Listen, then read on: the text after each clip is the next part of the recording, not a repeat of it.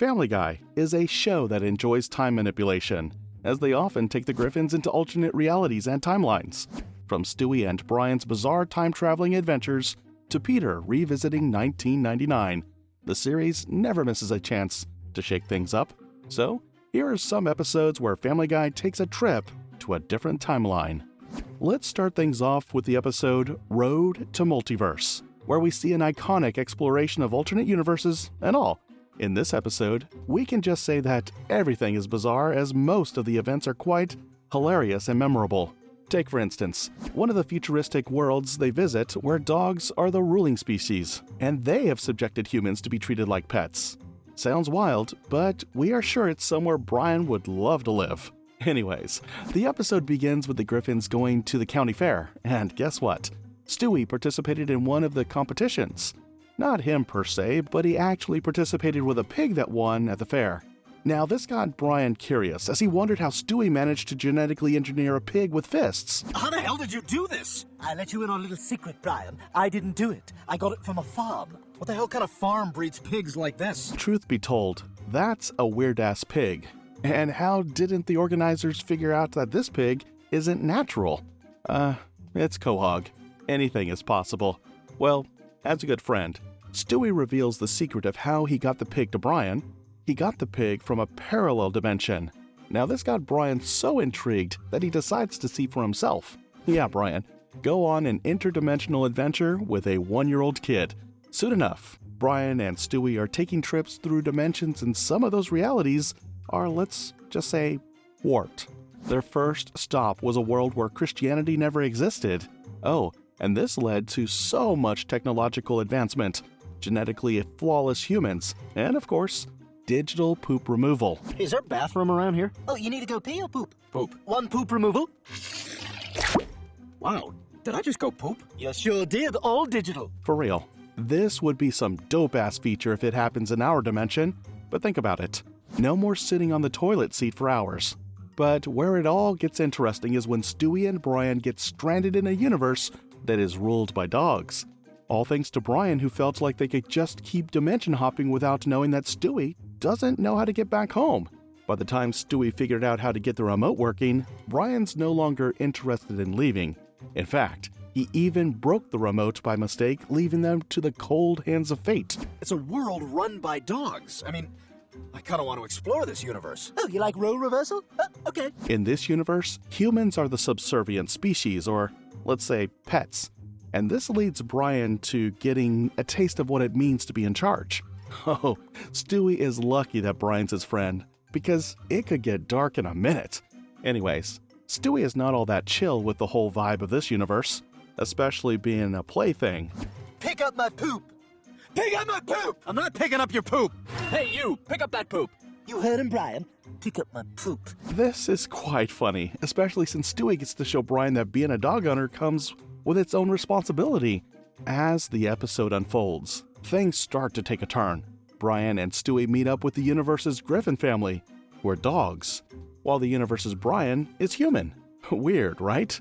Well, things take a wrong turn when Stewie bites dog Peter, and this leads him to being apprehended by dog Joe.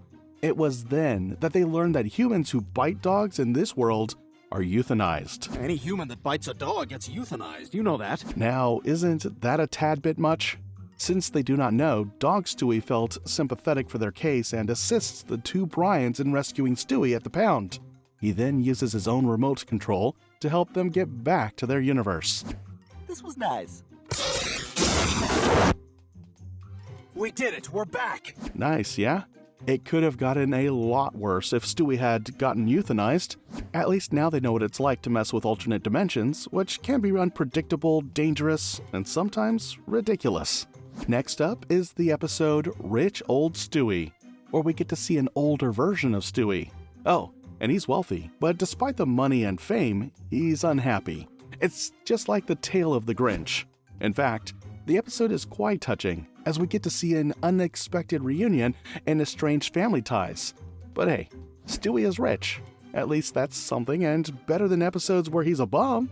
So the episode begins with Stewie being honored at a ceremony and getting a Lifetime Achievement Award for inventing the wipeless dump. Yes, it's exactly what you think it is. Now, while Stewie was called up to give his acceptance speech, he was interrupted by bow-tie-clad waiters who were bent on giving the audience a good time. But we guess they didn't get the memo that it was a "this is my moment" kind of time. Well, what does Stewie do? He goes all Chris Rock on them. Anybody with a bow tie on, stop what you're doing, walk into the coat room, and don't come out until I'm done talking. Oh dear, old Stewie. He hasn't dropped his attitude of giving snide remarks and caustic comments. Maybe someone needs to invent a product that can help him manage his anger issues. But that wasn't the highlight of the night. It all happened that Brian turned up at the ceremony. Now that's when we learned that these guys hadn't spoken in decades. Sheesh, what could have come in between these inseparable bros? Well, Stewie, being Stewie, tried to shy away from any show of emotion and was rather hell-bent on letting Brian know that he was ballin'. He also did some small talk just to try to catch up on things. So, Brian, how's Frank Sinatra Jr.? You two still hanging out? No, he died. Like he cared. Despite their kinda awkward reunion, Brian was able to take the conversation to his family angle. He tried convincing Stewie to reconnect with his family, and he should also try to check up on Peter, who was sick and on his deathbed. Oh, and that news rocks Stewie. But he acts all aloof and tries to make jokes about Peter and his search history. You know, he once asked me in the event that he was sick to clear his Google history. Nothing says weird search history like seeing a bunch of Winnie the Pooh and lactating pregnant Latinas search queries. Determined to make amends, Stewie gathers the family, starting with Chris, who is, well, not doing great. Living in filth and arguing with his sentient talking penis. What have you been doing? Yeah, I kind of wasted my life, except I obsessed over teaching my penis how to talk. Looks like Chris is some sort of life lesson on how not to be a dum-dum. At least the reunion with Meg wasn't all that awkward, as she has sort of blossomed as a private contractor for testing bulletproof vests while getting shot point blank. Way to go, Meg. Ready? 1 sec. Yeah, go, go!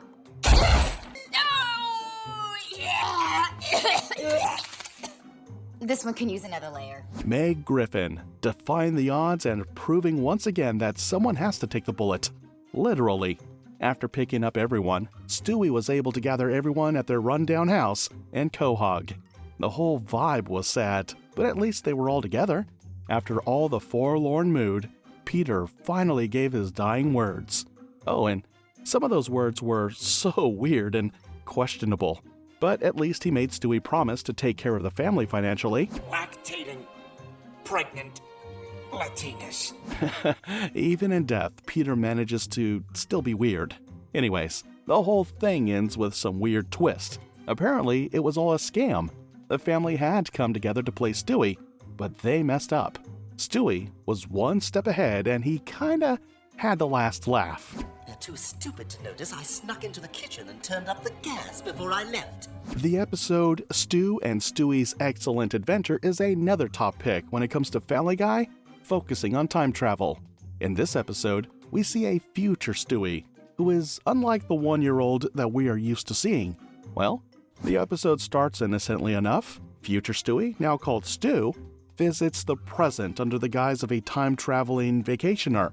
Now, while Stu insists that he can't reveal any details about his future life, young Stewie, ever curious and ambitious, keeps booting with questions. I'm the man you dreamed you'd be when you were alone in your bedroom planning world domination and singing Donna Summer into your hairbrush. When Stu doesn't answer him, he decides to stow away during Stu's return trip to the future. But what he finds is less world domination and more of Parade magazine and loneliness. Where are my legions of followers? I thought I'd be absolute ruler of the world by now. Far away from that house full of idiots. Sorry, Stewie. I abandoned my quest for world domination long ago. Oh, you can hear it in Stewie's tone as he feels broken from being an unsuccessful middle-aged man. The reality of Stewie's future life is grim, and he's not like an evil overlord ruling the world.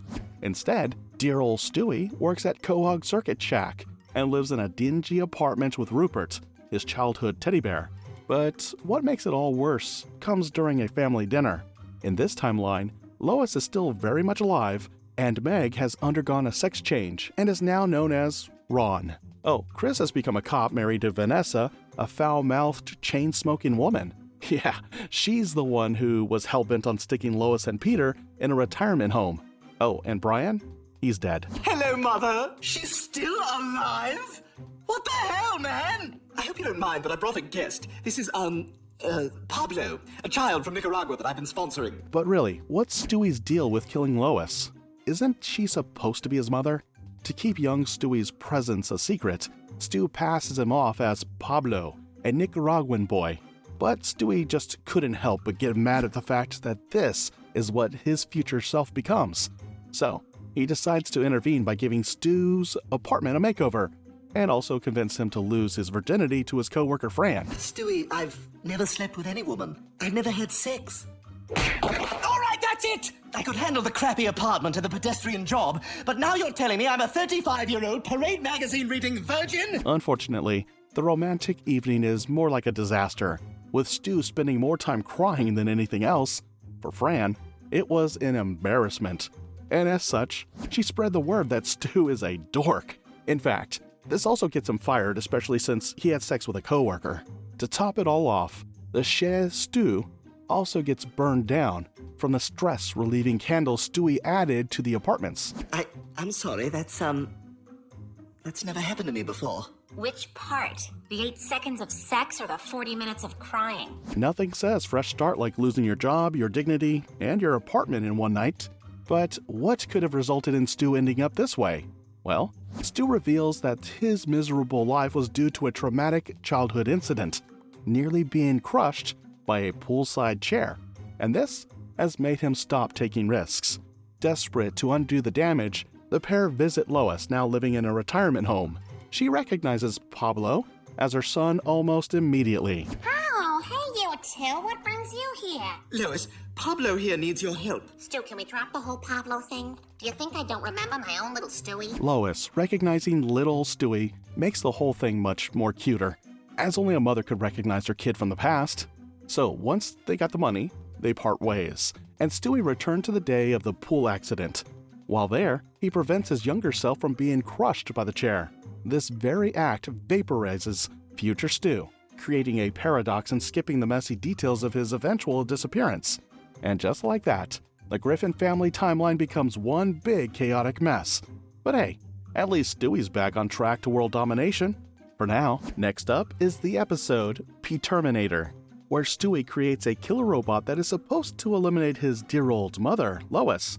But in a wild twist of events, the whole thing goes off script as Stewie becomes the target of the killer robot, while also taking us on a time-traveling apocalyptic journey. But wait a minute, why is the title of the episode P-Terminator? Is it like the Terminator but in wordplay? So what really happened? Well, the episode began with the opening theme of the movie Terminator, where we see Peter naked and standing out in the dark in front of the drunken clam. Now the whole thing is weird because why is Peter looking like the guy from Terminator? Then he goes on this robotic tone and tries to get Joe's gun. Peter, where are your clothes? I need your gun. No problem, evil-looking Peter. Yeah, Joe, he looked weird to you too, yeah? But that's not the actuality of the whole thing, as the main issues were already brewing at the Griffins. Lois, just like any good mother, had made lunch, which was broccoli, and the very sight of it sent Stewie into a fit. Who's hungry, huh? Broccoli? How dare you! Stewie, don't throw your vegetables. I will destroy her for this. Hey, Stewie, you should probably take some chill pills because what's your obsession with killing your mom? Anyways, this prompts him to begin working on an invention, a Terminator robot that is designed to take out Lois. Once Brian saw the robots, he became puzzled at the whole thought of the idea. What are you working on, Stewie? I plan to be rid of Lois once and for all.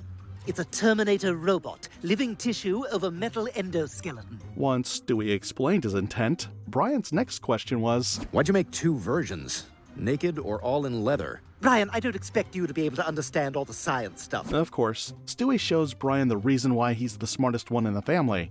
But everything goes all wrong as a robot turns up at the house and attacks Stewie instead of Lois. Apparently, Stewie had figured out that it wasn't his robot and was probably from the future. He also guessed that the robot must have been sent to him by his future self to help him kill Lois. Okay, Terminator, kill Lois. What are you doing? She's in the kitchen. Not me! What the devil is wrong with you? I created you! Now I order you to stand down! Yeah, Stewie, you think you were all that special that someone would go through all that work to kill you? In full panic mode, Stewie and Brian flee their home, armed with guns, provisions, and an Instapot? Oh, for like cooking soups and whatnot? Yeah, I know, it's stupid. Let's go. Because what's better than trying to eat while being chased by a killer robot? After dodging the Terminator robot by stealing Mario Lopez's themed bedsheets, because priorities, they escape. But that's not stopping a robot from the future, right? Rather, it makes the robot intensify his pursuit. Stewie, what are we gonna do? We can't go home and it's never gonna stop pursuing us. Poor guys. Their escape includes a pit stop at a motel where the tension is so high it could have brought a pot of water to boil. It's been a long day. We're safe here. Let's just get some sleep. Despite thinking they were safe, their joy is cut short as the Terminator bursts into their motel room and corners them. Well, it all felt drawn as Brian decided that he had had enough and was going to face the robot. I created you, damn it! I command you to stop! No! Why didn't you kill me? You are Brian Griffin. You programmed me to kill your enemy, Stuart Griffin. Oops, now y'all didn't expect that to be in the script, right? It was at that moment they realized what was happening. Apparently, the Terminator had been sent from the future by Brian to help him kill Stewie. But what could have caused such a thing? These guys are like G's. Well, in a bid to stop the whole madness, Brian and Stewie decided that it was time to face their future selves. So they took a time pad that was stolen from Rick and Morty and used it to time travel to 2060. They borrowed plenty from us. We all get that snide joke. In 2060, the duo discover that it's a different world and that the future is stuck in a continuous war. While there, they met with the future Stewie, who was rocking a crop top and was also ripped with muscles. They also find out that Stewies are being hunted down by Brybots. Yo, me? Yes, I've come because my Terminator robot just tried to kill me. What happened? Brian and I were friends. Let's just say that the future is in ruin because of an Instagram post. Who would have thought? He ruined what could have been a perfect Instagram post with a sarcastic comment. And just like that, the apocalypse began. Way to go, guys. As all things must go, the future Brian and Stewie try to set our own Brian and Stewie up so that they can start the same cycle in their own timeline. But the guys were smarter and they ran back to their timeline, but things began to take a turn and it looked like the same thing was going to happen again. My God, we do become enemies. That makes me sad. In a desperate attempt to save their friendship and the timeline, Stewie and Brian agreed to stage a grand gesture. They decided they were going to kiss, and maybe the Terminators from the other universe wouldn't come anymore to start the war. Brian, we have to kiss.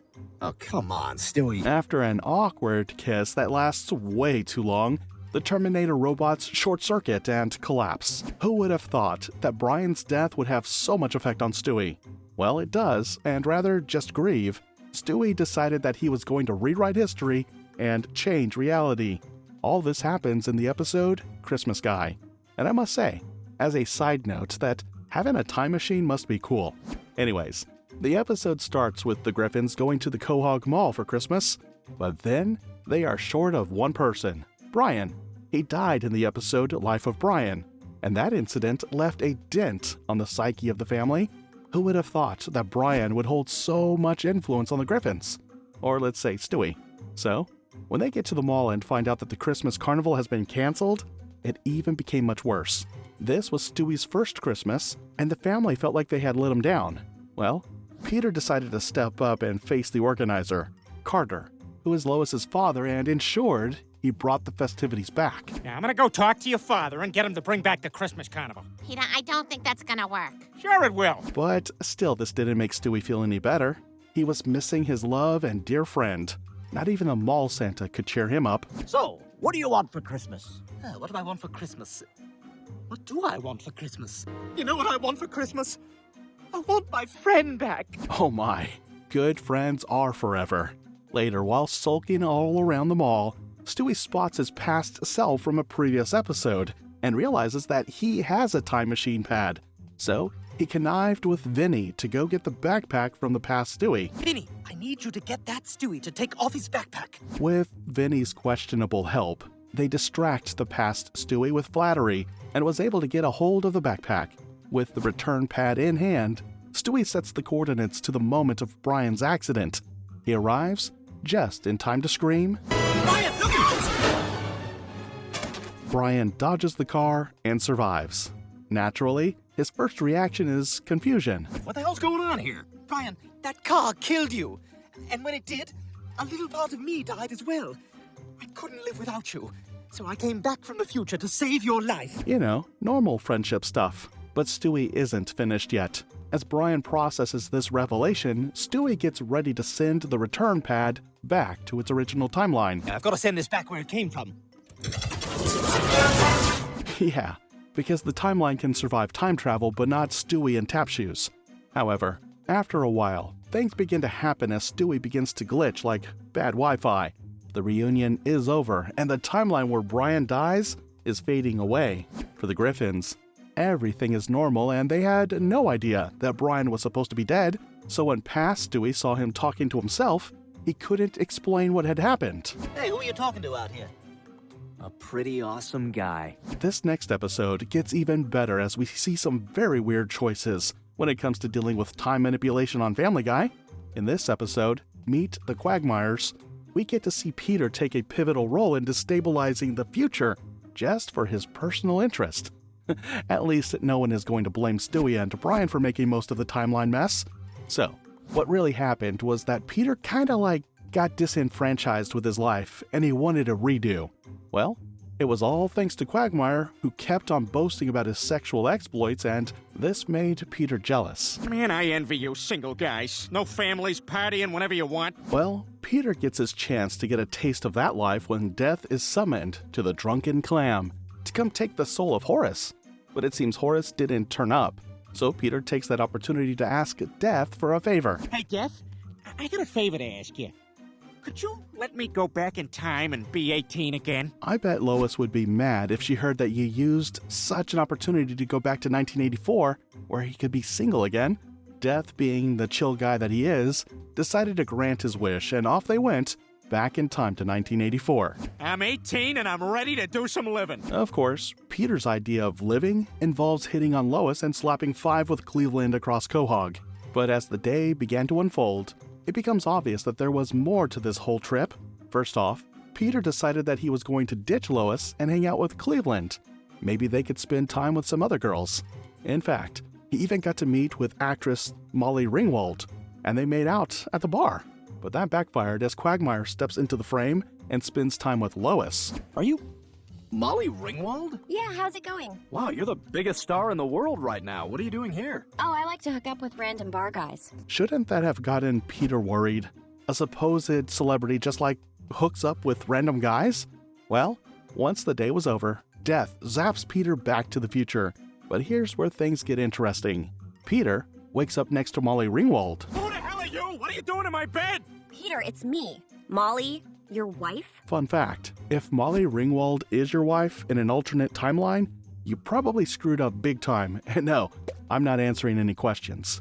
As Peter tries to figure out what went wrong, he finds Lois walking out of Quagmire's house. As it turns out, Quagmire's worked his magic with Lois, and now she's bearing his name. Lois, what the hell? I'm gone for one night and you sleep with Quagmire? Mr. Griffin, what I do with my husband is none of your business. Lois says this while Quagmire is holding a pie. No explanation needed. This is exactly what Quagmire would do in any timeline. Peter convinces Death to take him back to 1984 to undo the damage. But the thing is, Peter is hooked on the whole single life vibe, and he blows the chance all over again. Lois, oh my God, it's so good to see you. Hey, Peter, you all set to go see Zap tonight? And just like that, Peter has lost the chance to fix things. Makes one wonder why Lois hasn't divorced him. Now, imagine this happening in a loop, but Peter still keeps flunking the opportunity to fix things with Lois. Finally, Death got tired of the antics and decided there were no more chances, and he should go and fix his issues himself. You know what? I'm not doing it again. Screw this. No more mulligans. You're on your own. Feeling sad and unsure of what to do, Peter finally asks Brian for help. And that was the beginning of fixing the issue. Together, they crash the country club dance where Quagmire is about to ask Lois out. But in a bold move, Peter overtakes him and declares his love for her. Lois, may I have this dance? Peter, what are you doing here? I love you, Lois Pewterschmidt. Yeah, right. But you blew so many chances you could have taken to be with her. Hell, you even chose being single. But nothing says romance like ruining Quagmire's night. He even takes it a notch higher by punching Quagmire in the face, just to prove that he really does love Lois. Oh, Peter, that was so passionate. Well, I didn't know I meant that much to you. With that, the timeline was restored and Peter returns to his happy life with Lois and his family. Sometimes the littlest things are what can change the order of events. And that's what happened in the episode Back to the Pilot. But who would have thought that a trip down memory lane could literally result in chaos and create an apocalyptic future? Well, it all starts quite innocently with Brian telling Stewie about a tennis ball he found in the yard. But then he takes it a notch higher when he mentions that there's an even cooler tennis ball, which he buried but he can't remember where. There's one tennis ball out there that's even cooler because I peed on it. Buried it years ago, I just can't remember where. I'd give anything to find it, though. Now, with the way he talked about this one, I would have thought he was a salesman pitching a product. All this sparked Stewie's interest in helping Brian find the tennis ball, as he suggested that he could help him find it if he remembered when he buried it. Well, if you could recall exactly when you buried it, I suppose I could help you out. I remember the exact day, January 31st, 1999. Very well, follow me, Brian. And that was the moment it all began. Stewie used his time machine pad to take them to 1999. Once they got there, Stewie warns Brian not to meddle with time and only memorize where he buried the ball. At least, that way, they could leave the time machine without changing anything. Brian, what are you doing? You can't dig it up here. Just make a mental note of where you buried it, and as soon as we're back in the present, you can dig it up then. Of course, Brian sees Don't Change the Past as more of a suggestion. So, as they prepare to go back to their timeline in 2011, they come across 1999 Stewie, who was surprised to see them. But after Stewie explained everything seemed cool, up until Brian falls over into 1999 Peter's car and was unknowingly taken to a stag party at Quagmire's. Look, I can prove to you that I'm you from the future. I know about the Eddie Bauer catalog. Of course, what better way to remind your old self about themselves than using your guys' treasure to keepsake? When Stewie finally finds Brian at the party, they finally prepare to return to their timeline but are faced with a battery problem. And this doesn't help them get back, but rather pushes them a bit into the future. Finally, after they arrive in 2011, Stewie finds out that Brian had told his past self about the 9/11 attacks. This prompted his past self to go and stop the flight and beat up the bombers, thereby leading to a whole lot of changes in the future. What did I tell you about altering the past? Wait, when did you even do that? Oh, everybody probably knew that Brian was going to do something like that and change everything. Didn't Stewie warn him? Everything became an apocalyptic nightmare. The disruption of the 9/11 attack led to so many domino events like George W. Bush losing the 2004 re-elections, the secession of 9 southern states from the U.S., and the declaration of civil war. But Brian's still convinced he did the right thing and everything is better in the future, and truly it was. Psych, it's not, Brian. You have messed up big time. To confirm everything, Brian and Stewie travel further into the future to 2016 and find out that it was a full-blown apocalyptic nightmare.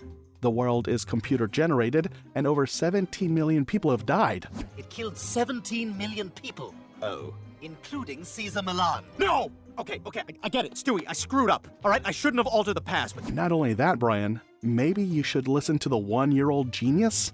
So, how do they fix this? Well, Stewie decides that they go back in time to 1999, and this time, Brian shouldn't tell his past self about 9/11.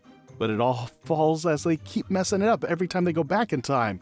At last, 50 incarnations of Brian and Stewie turn up and ensure that they don't tell the past anything that happens in the future. Wait, stop! We're from the further future. What you guys do eventually works out. It's what you two are about to do that ruins everything! Stop! Don't do anything! Oh, for God's sake! Imagine a Family Guy multiverse where every Stewie and Brian is even more annoying than the last.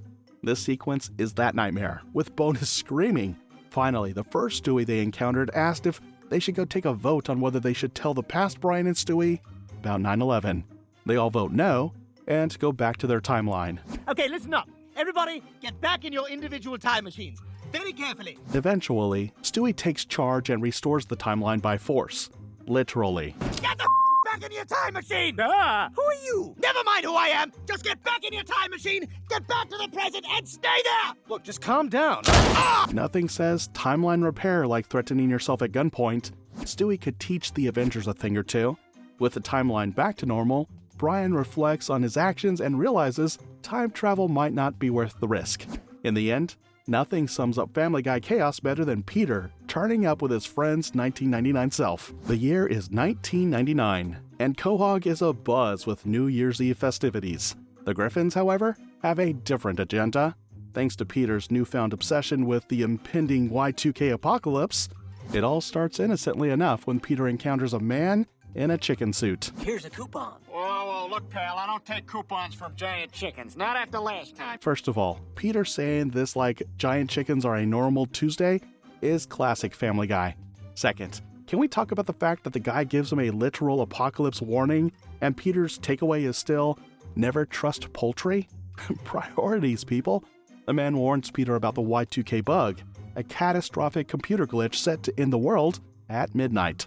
Surprisingly, Peter takes him seriously and barricades his family in their basement, ignoring Lois's protests. And shame on you, Peter, scaring the kids with your nuclear holocaust nonsense. This is the same guy who ate 2 pizzas in one sitting and called it carb bloating. But sure, now he's a survival expert. Let's all take notes.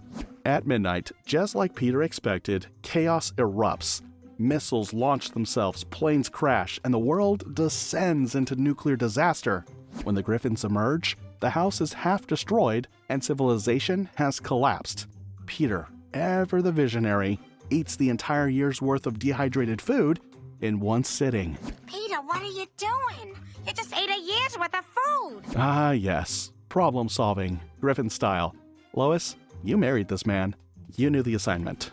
Desperate for food, Peter remembers hearing that Twinkies can survive nuclear fallout and decides to lead his family on a journey to a Twinkie factory in Natick, Massachusetts.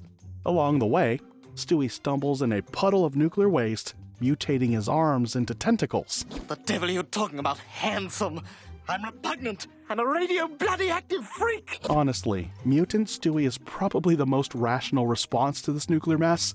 But if the tentacles start hatching world-dominating plans, we're gonna need another basement lockdown. Well, the family eventually reaches the Twinkie factory, which is miraculously intact. Peter declares himself mayor of the newly established New Quahog, and the family builds a thriving community. No, we'll build a better one. I hereby proclaim this city New Quahog. Because nothing says future of humanity like bad diner pancakes and hash browns. Priorities still impeccable. Apparently, things are peaceful until Peter decides the town needs guns for defense. He dismantles the irrigation system to make them, leaving the town without water. Are you crazy? You destroyed all our water pipes? We don't need guns, we need food and water. Good old Griffin logic circle. Step 1, create problem. Step 2, defend problem with more problems. Step 3, get thrown out of town. A tale as old as time. The townsfolk revolt and exile Peter, who's joined by his loyal family. As they leave, Stewie's mutant offspring hatch and destroy the city, leaving New Quahog in ruins. And there you have it, folks. One nuclear apocalypse, a failed Twinkie utopia, and mutant Stewie offspring terrorizing humanity. But sure, let's blame Y2K. Unaware of the destruction, the Griffins cheerfully set out for a Carvel factory in Farmingham, dreaming of Cookie Puss and Fudgy the Whale. Well, the episode concludes with a surreal twist. Pam Ewing from Dallas wakes up, revealing the entire story was her dream. Oh, Bobby, I just had the weirdest dream. I dreamt I saw the strangest episode of Family Guy, and there was a giant chicken, and Stewie was an octopus. And with that, Family Guy secured its place in the What Did I Just Watch Hall of Fame. Nuclear waste, chicken fights, and Twinkie politics. A true television masterpiece.